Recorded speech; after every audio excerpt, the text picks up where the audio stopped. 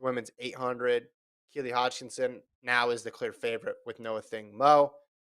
Again, super bummed that she's not in there. You also have Ajay Wilson, Raven Rogers, Allie Wilson, Natoya Gould, Gemma Riki, Halima Nakai in there. And Sage Herda, who some people are calling Gordon The next Kate Grace. the next Kate I mean, Grace, that's what I'm potentially the calling next it. Kate Grace. She got fourth at the Birmingham Diamond League 800.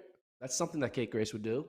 Kate Grace would Mhm. finish fourth in the Birmingham Nah, Diamond she'd League. win it, man. She'd Remember win post it. No, trials? but She's won everything. That was crazy. well, like a year out, she's gonna win it all next year.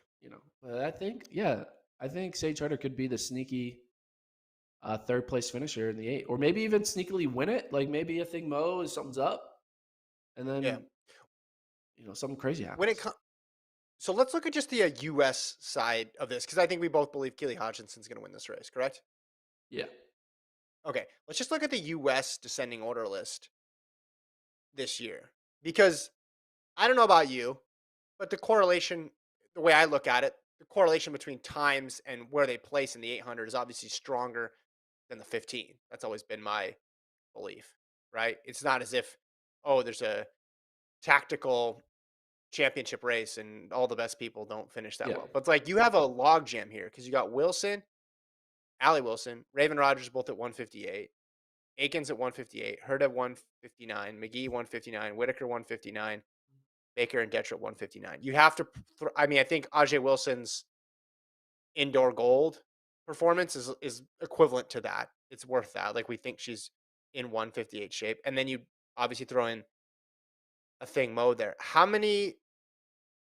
Who are you of the women who are running this 800? Let me phrase it this way.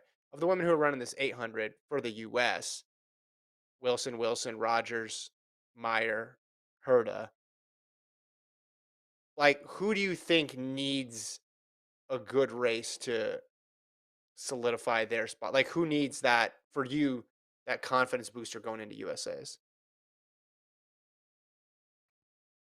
Maybe I don't know, Allie Wilson, because let's be honest, like how many people are thinking if you were to go man on the street at Prefontaine Classic, which is probably a place where everyone knows track and field, right? More people Yeah. know track and field in that stadium watching that meet than me going down to downtown Austin, right? And if I were to interview everyone and be like, who is the fastest 800-meter runner in the US right now? And I asked Mhm. 100 people, I bet you zero say Allie Wilson. Mm. Because they'll be like, oh, it's a thing Mo. Oh, it's probably Ajay Wilson. Oh, it's Raven Rogers, right? Because those are the names. So Yeah. Allie Wilson is probably the most slept on top seed in the history of 800s. So I think her doing well in this race will be like, oh yeah, she ran 158, and then she just got third in this Prefontaine 800. Yeah, okay, we Yeah. need to start thinking about her. So I think Allie Wilson is the name to watch. Good pick. All right. Yeah. I go with that. Anything else with pre that jumps out at you? Remember, we talked about the distance stuff and the hundreds last pod. So if you're tuning in for that, last pod is where you should go.